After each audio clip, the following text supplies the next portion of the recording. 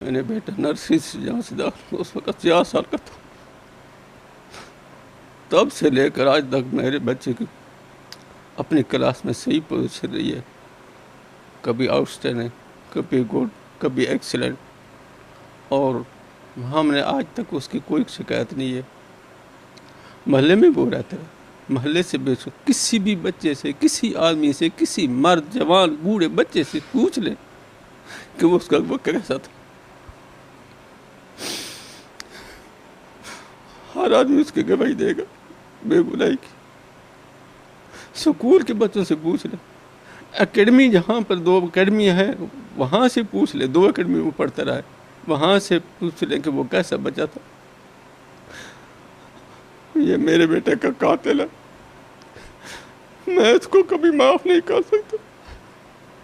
اس نے بہت غلط بلیم لگا ہے جس کو وہ برداشت نہیں کر سکا،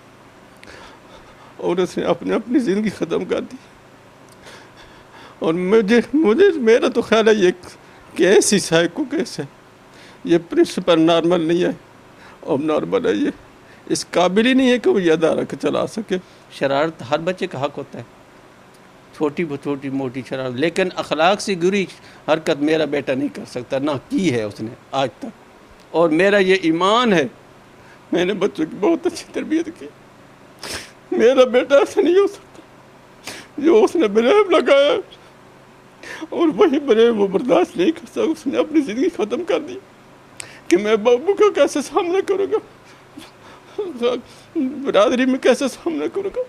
اس نے کیسے بہتر ہے مر جانا بہتر ہے، لیکن میں یہ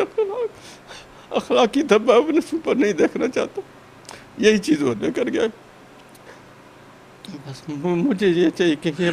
یہ پرنسپل اس قابل ہی نہیں ہے کہ وہ ادارے کو چلا سکے۔